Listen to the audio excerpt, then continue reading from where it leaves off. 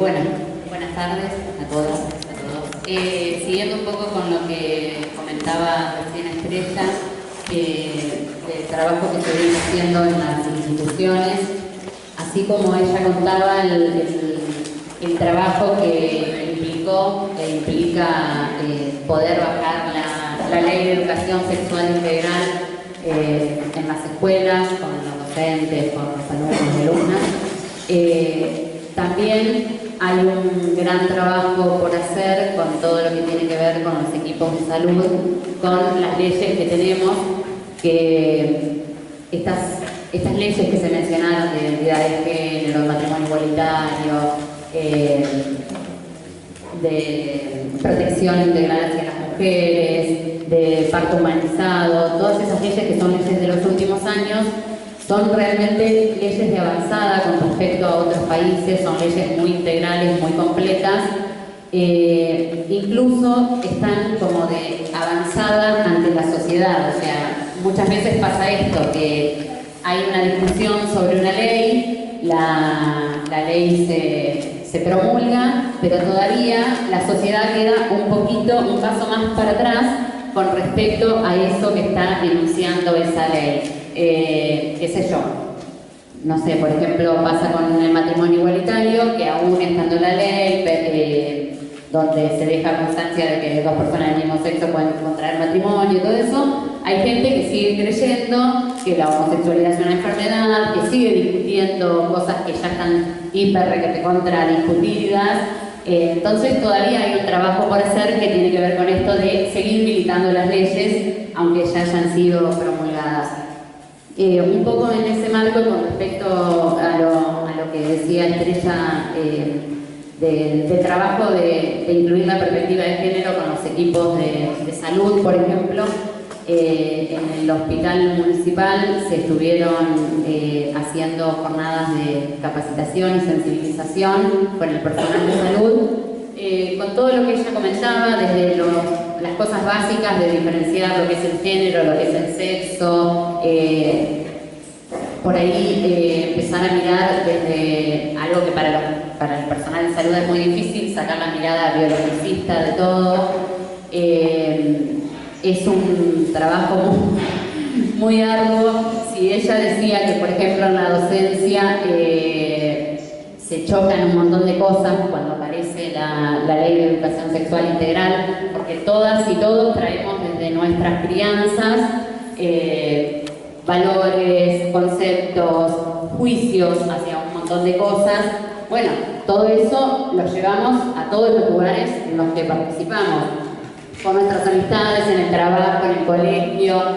Entonces, de repente, todas esas cosas chocan en la práctica profesional, pero bueno, al haber una ley que esté bajando ciertas cosas, también lo personal se tiene que dejar de lado, no puede interferir en la práctica, ¿no? Bueno, estuvimos trabajando un poco con esa cuestión porque creemos que es necesario incluir la perspectiva de género en la atención en salud. También ella comentaba lo de que por ahí es en lo que yo estoy un poco más específicamente, que es esto del Comité de Prevención de Violencia Obstétrica, que surge a partir de, bueno, todos saben que el hospital municipal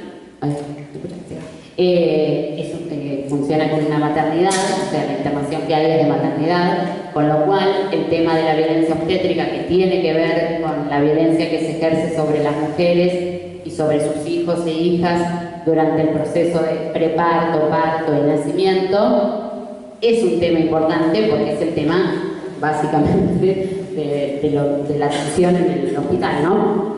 Sería lo que se llama parto humanizado. Exactamente, sí. Tiene que ver con esta concepción, digamos, la violencia obstétrica sería la contracara al parto humanizado. También es necesario aclarar que no comprende únicamente lo que es el parto, también hablamos de violencia obstétrica, por ejemplo, en una atención post-aborto, sea espontáneo o no. Supongo que todos acá conocerán el caso que estuvo resonando estos últimos días de de Belén, una chica tucumana que estuvo presa por un aborto espontáneo, que no sabía que estaba causando un embarazo, que los médicos denunciaron. También quizás están al tanto de lo que sucedió hace pocos días en el municipio de Morón, que salió en una de las salas, en uno de los centros de salud, había un comunicado para que el personal de salud denuncie a las mujeres ante la policía si sospechaban de un aborto, cosa que viola totalmente todos los derechos de las mujeres, el derecho a la confidencialidad médica.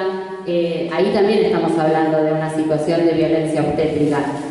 Y la violencia obstétrica tiene que ver con un montón de violencias que confluyen en el momento de la atención del parto y del nacimiento de un bebé, que por ahí es violencia física, que es violencia psicológica, que es violencia institucional también, que es violencia sexual, es como un conjunto de violencias que pueden confluir en ese momento.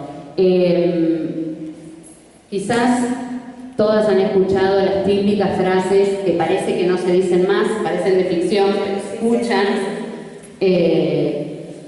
en todos los sanatorios, los hospitales. Digo, no es algo del sistema público esto, no es algo del sistema público o de cómo te atienden en tal lugar. Tiene que ver con una cuestión de cómo se mira a la mujer que va a parir o cómo se acompaña, entre comillas, los procesos reproductivos de las mujeres. Claro. Ella me dice de las cesáreas innecesarias, del crecimiento de las tasas de cesáreas, que también es una realidad, que tiene que ver con una cuestión, sobre todo, esto sí, en el sistema de salud privado, porque tiene que ver, claro, con una cuestión de relación tiempo-dinero. De comodidad, porque claro. En realidad, antes de que haya todo este cambio de legislación y qué sé yo, con eso valía mucho más caro una cesárea que un parto normal. Entonces, ¿qué hicieron? Como había abuso de partos por cesárea, igualaron los precios, los costos, para que eso no suceda. Pero es una cuestión de comodidad del médico que hace más rápido. Lo que sucede es que si hay algo impredecible es un parto, o sea, tanto la vida como la muerte son impredecibles. O sea, nosotras como mujeres sabemos que un embarazo dura alrededor de 40 semanas, que nos dan una fecha probable de parto de acuerdo a la fecha de la última menstruación, pero no podemos decir que ese día van a ser ese bebé. Pueden hacer en cualquier horario, con lo cual para un médico que acompaña a un parto es un tema, porque lo pueden llamar a las 3 de la mañana, en cualquier horario. En cambio, el hecho de programar una cesárea, sobre todo digo, esto sí pasa mucho en la atención privada, ayuda a que los médicos se puedan organizar sus horarios. O sea, suena feo, pero es así, es real eso. Cualquier persona que por ahí ha tenido contacto con la atención de la salud privada sabe que previo a los fines de semana largos nacen un montón de bebés y los fines de semana largos los sanatorios están vacíos. Fechas como Navidad, Año Nuevo, Semana Santa, son fechas de cesáreas programadas, de cesáreas innecesarias, con dos consecuencias. Para la mujer, se le está impidiendo tener un parto vaginal con una recuperación mucho más rápida, cesáreas que por ahí no solo dejan secuelas físicas, sino también emocionales, con lo que eso implica para la mujer. Y para los bebés, que en el caso de cesáreas programadas, muchas veces nacen bebés que todavía no están para nacer. O sea, tienen problemas respiratorios, de maduración, necesitan días del medio, bueno, un montón de cosas. O sea, no es algo inocente lo de las innecesarias. Por otro lado, también la violencia obstétrica tiene que ver con esto, una cuestión de poder que se ejerce desde el profesional de la salud, que es el que tiene el saber, sobre la mujer, que es la que está poniendo el cuerpo. Bueno, un poco lo que estamos trabajando es esto, cómo mira el personal de salud a esa mujer. En general, siempre hablamos de embarazo como una condición que no es una patología, no es una enfermedad. Sí, es verdad que hay embarazos de riesgo, que hay embarazos que necesitan una atención específica, especializada, pero en general la mayoría de los embarazos son mujeres sanas y nacen bebés sanos. Ante esos casos, que son la mayoría, en realidad lo único que hay que hacer es acompañar a la mujer. Y el personal de salud tiene que estar ahí por si necesita asistencia como guardián o guardiana de ese nacimiento, ¿no? En general lo que sucede es todo lo contrario, que es mucha intervención médica, mucho infantilizar a la mujer con esto del mami, mamita, gordita. Bueno, Estrella hablaba del no nombrar, ¿no? Acá todas tenemos un nombre, una identidad, sabemos lo que significa la identidad para cada persona, sabemos lo que significa la identidad en este país para cada persona, con lo cual no es un dato menor el mami, el gordita, el no nombrar, no es una cosa casual e inofensiva, y tampoco tiene que ver con una cuestión de cariño hacia la mujer, el tratarla así. Más que nada tiene que ver como con una actitud por ahí paternalista del médico o la médica. Claro, sí, eso. Sí, con una relación desigual de poder. Bueno, un poco esto de la violencia obstétrica, que también a lo que apuntamos con el trabajo, no solo con lo que es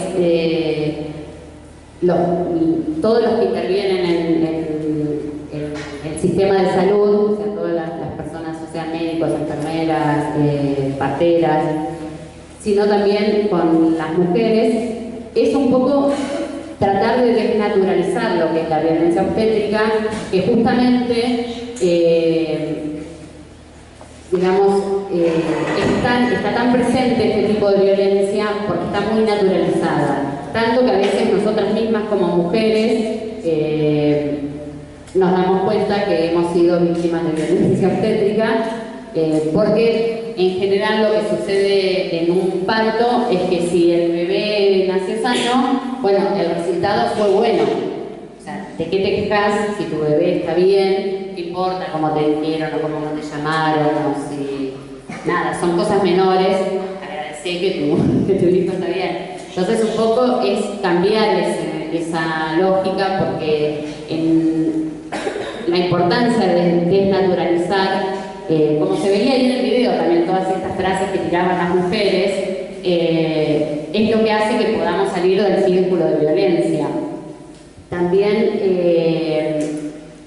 pensar que decían por ahí que la justicia es patriarcal, que tiene una mirada muy machista. Bueno, en general la medicina y sobre todo la obstetricia también. Y también es un lugar donde intervienen muchas mujeres, porque hay muchas parteras, hay muchas médicas, obstetras, pero es igualmente muy machista. Entonces, lo que hay que trabajar es para romper justamente ese machismo que impera en las instituciones de salud.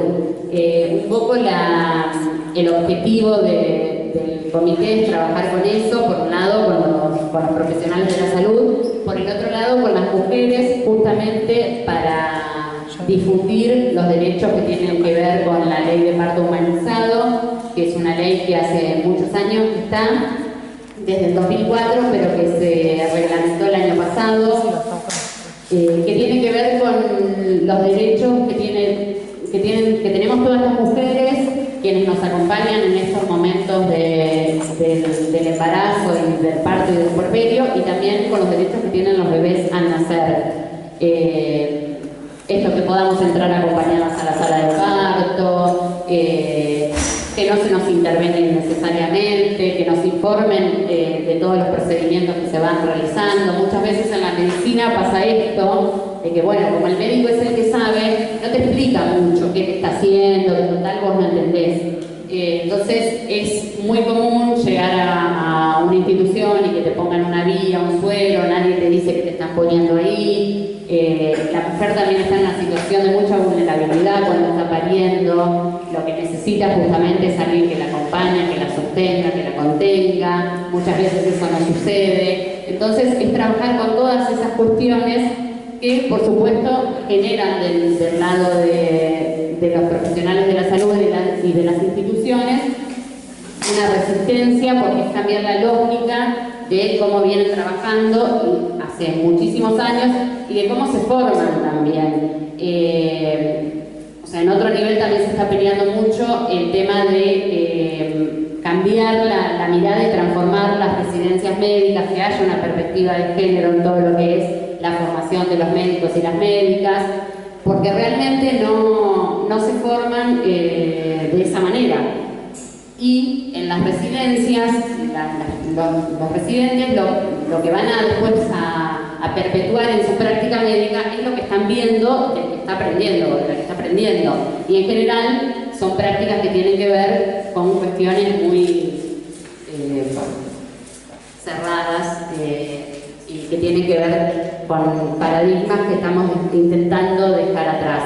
Y por otro lado les decía, bueno, esto de la discusión con las mujeres, porque también se apunta a un empoderamiento de la mujer, porque también creemos que muchas de las cosas que se van logrando suceden de abajo hacia arriba, entonces todas y todos sabemos que muchos logros se han conseguido de lo que tiene que ver con género, gracias al movimiento de mujeres, a nosotras mismas que vamos como avanzando en esas cuestiones. Entonces, si empezamos a difundir y a trabajar sobre los derechos que tenemos, vamos a poder reclamar y ir pulsando desde abajo para que las cosas se vayan modificando. En algún momento se produce como un quiebre y las prácticas se van transformando. Y unido a lo que decía Estrella de la ESI, también yo siempre digo que por ahí cuando una mujer llega al momento del parto sin haber podido trabajar un montón de cuestiones sobre su propio cuerpo, de reconocimiento, de derechos, de violencia, un montón de cosas que tienen que ver con el cuerpo, ya es como un poco tarde. En general, si no trabajamos cuestiones de nuestra sexualidad y sobre nuestro propio cuerpo previamente, llegamos al momento del parto como un poco desprotegidas. Entonces nos parece natural que alguien nos invada, nos toque, nos haga varios tactos, o sea, lo naturalizamos a eso, porque es como que sí es mi cuerpo, pero no estoy totalmente apropiada de eso. Y bueno, el embarazo, el parto, la lactancia tienen que ver con hechos que tienen que ver con la sexualidad de las mujeres, con la vida sexual de las mujeres. Entonces intentamos que eso se vea de esa manera. O sea, el parto es un hecho sexual, las mujeres tenemos derecho a decidir cómo queremos parir, tenemos derecho a que nos traten como personas sanas, que podamos estar acompañadas de la persona que querramos en ese momento, o a no estar acompañadas si no lo queremos, a transitar el dolor de la manera que podamos y querramos. Hay mujeres que prefieren recibir una anestesia, hay otras que no, y también está bien eso. A no ser separadas de nuestros hijos. También ahí entra otra cuestión que tiene que ver con la cuestión vincular con el bebé y la importancia que tiene de no separarlo de su mamá, sobre todo la primera hora de vida. En general ahora en la mayoría de los lugares los bebés están con las mamás en las salas de internación, pero muchas veces pasa esto de que la mamá parió, tuvo la cesárea, se llevan al bebé por un lado porque ahí interviene lo que es el sector de neonatología, y la mamá está con la parte de obstetricia porque o la están cosiendo siempre hay algo. Bueno, ahí se produce una separación, eso impacta en el vínculo con el bebé, también después cuesta más la lactancia si hay una separación inicial con mamá-bebé. Acarrea con un montón de cuestiones, no es solo el hecho del parto en sí, el momento puntual del parto. Entonces hay como muchas cosas para trabajar desde ese lugar. Desde acá lo estamos impulsando de esa manera, también tratando de que las mujeres que sientan que sus derechos han sido vulnerados lo puedan expresar y lo puedan decir y lo puedan dejar constancia de eso, porque también el hecho de saber en qué cosas se está fallando ayuda a poder modificar las prácticas, ¿no? Pasa mucho con esto de la violencia obstétrica, que es como que cada mujer se queda con la sensación de que le pasó a ella sola nada más. Y hasta se siente culpable de eso, porque como en todos los casos de violencia, la mujer termina sintiendo que es la culpable de lo que le está pasando, no el médico, la institución o lo que sea. Entonces también esto de socializarlo, de poder hablar con las mujeres, bueno, de que nos juntemos acá, de que estemos hablando de esto, de que lo hablemos en el hospital, en la salita, todas esas cuestiones, ayuda a decir, no, bueno, esto no es normal, no es natural, como un poco a las alarmas que se van prendiendo, que cuando las alarmas empiezan a funcionar es posible parar las situaciones de violencia. Mucha violencia ocurre porque, bueno, no pudimos darnos cuenta de esas señales de alarma que había, que estaban presentes. La verdad que es un desafío bastante grande, pero bueno, tenemos la posibilidad de hacerlo, de pensar en seguir trabajando y mejorando esos aspectos que tienen que ver, insisto, primero con los derechos de las mujeres, de apropiarnos del parto como una instancia más de nuestra sexualidad, si elegimos tener un hijo, y también como parte de los derechos de nuestros hijos, básicamente a nacer de una manera libre de violencia también, que no es poca cosa. Bueno, no sé, creo que nada más. Sí. Lo que veo es, por ejemplo, de que sí se habla mucho sobre violencia obstétrica en el lado también desde cómo tendría que tratar el médico a la que está embarazada, porque ni siquiera es paciente, porque si no se trata como a la mujer, está vulnerable y encima se trata a la mujer como si fuera, ¿viste?, una enferma. Entonces, por ejemplo, yo fui madre de 2 hijas y cuando mi amiga está embarazada y estuve viendo el tema de parto humanizado, me contó las cosas que uno tiene derecho y digo, yo no sabía yo que, eso que participo en algunas cosas de género y demás, no sabía yo toda la cantidad de derechos que tiene una mujer con respecto a la decisión hasta del cordón umbilical, en el momento en el que se tiene que cortar, que son trascendentales porque es fundante en el niño cuando nace, y en la mujer también, porque si no es como, la verdad que las mujeres pasamos el embarazo con una desconexión terrible, y parece como si fue horrible, y vos muchas veces le hablás a las mujeres cómo pasó en el parto y no cuentan anécdotas lindas, son momentos, y la verdad que es hermoso cuando uno se puede conectar con uno, con su hijo, y que hay algo que lo acompaña. Sí veo que se ve que trabaja mucho de médico, ahora lo estoy viendo en varios hospitales, pero la mujer realmente no sabe cuál es su derecho. O sea, sí veo como el médico se está trabajando en instituciones, pero que la mujer, como el conocimiento a cada embarazada, dice, mira, vos sabés que, no sé si eso me parece que hay falta. Sí, lo que decimos esto de difundir la ley, de promocionar los derechos, de que la mujer esté informada. Después también cada una hace lo que puede con esa información que recibe, pero no podemos negar la información. O sea, una es libre de decidir si tiene toda la información sobre la mesa, si no siempre está como sesgada la decisión, ¿no? Si vos tuviste un parto de X manera porque era lo único que conocías, sí, ¿qué culpa vas a tener o qué responsabilidad vas a tener en eso? Ninguna, porque no conocías otra manera. Pero sí, hay mucho desconocimiento. La ley, la verdad que esto como contempla todos los derechos durante el embarazo, el parto, el puerperio, y no solo hay un desconocimiento de las mujeres y de los varones también que acompañan, de las familias en general, sino también de los equipos de salud, que sería obligatorio que conozcan estas leyes. Eso iba a decir, porque uno puede saber mucho como mujer, pero cuando vos llegas a ese momento, que tenés que ir a parir, a tener a tu hijo, del otro lado te encontrás un profesional que vos le decís, tengo derecho a, y no, y hasta peor todavía, porque te miran y te tratan peor. Y lo veo constantemente, digo, si no, un profesional que se acerque y le dice a una madre, no, pero mirá, tranquila, vos tenés derecho a, porque vos lo decís, y viene el profesional y te dice, no, acá se hace lo que decimos nosotros.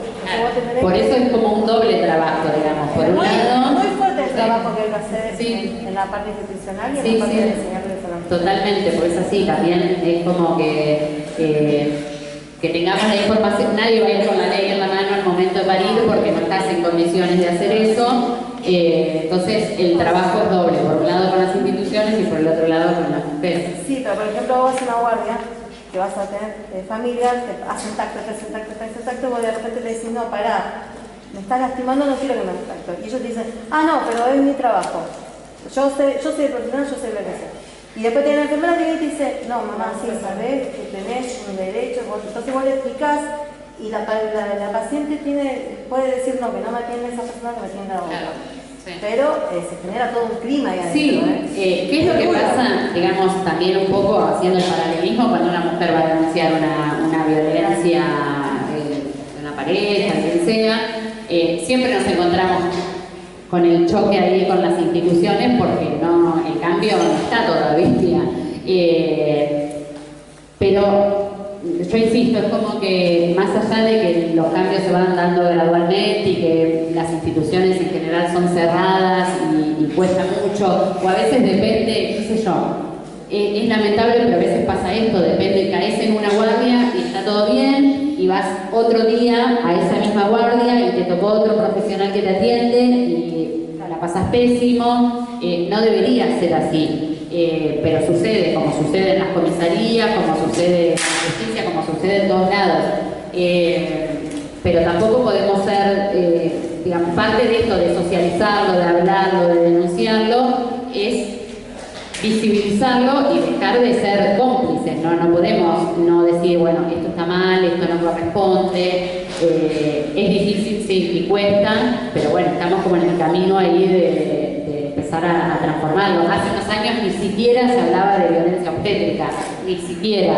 Está contemplada dentro de la Ley de Protección Integral hacia las mujeres como una modalidad de violencia, no es un invento, no es algo que se nos ocurrió a las que la pasan mal en el parto vamos a ponerle violencia obstétrica. No, existe, es real, es muy difícil de ver porque muchas veces no tiene que ver con una marca, digo, no deja una marca, tiene que ver con esto, con el maltrato, con la excesiva intervención, con cuestiones así que son como más difíciles hasta de comprobar, pero sabemos que existe, que está presente y que hay que trabajar para erradicarla. También implica esto, como por un lado, el empoderamiento de las mujeres y por otro lado, para los equipos de salud, correrse un poco de esa mirada de, bueno, yo soy el que sabe y vos venís a poner el cuerpo, que es muy difícil para el personal de salud por ahí ponerse en esa postura, porque cuando vos sabés no tener que hacer nada, es difícil ponerse, o sea, es como que se tiende la intervención. Entonces, es un poco ir cambiando esa lógica. Bueno, paso el micrófono. Esto que dice Vale tiene que ver con una formación desde la matriz que hemos tenido las mujeres, que es la indefensión aprendida. Las mujeres fuimos enseñadas para no defendernos, ¿sí? Esto es algo que tiene que ver con la matriz de la mujer. Entonces después, cuando empezamos a reconocer y a conocer nuestros derechos, hay como esta sensación de culpa que decía, que muchas veces uno se siente culpable porque en nuestra matriz, en nuestra educación, en nuestra cultura, las mujeres aprendimos a no defendernos. Entonces cuando tenemos que defender nuestros derechos, nos incomoda, ¿sí? Bueno, pero bienvenida a esa incomodidad, sintámonos más incómodas para incomodar, ¿sí? Bueno, por mi parte, no sé si alguien tiene alguna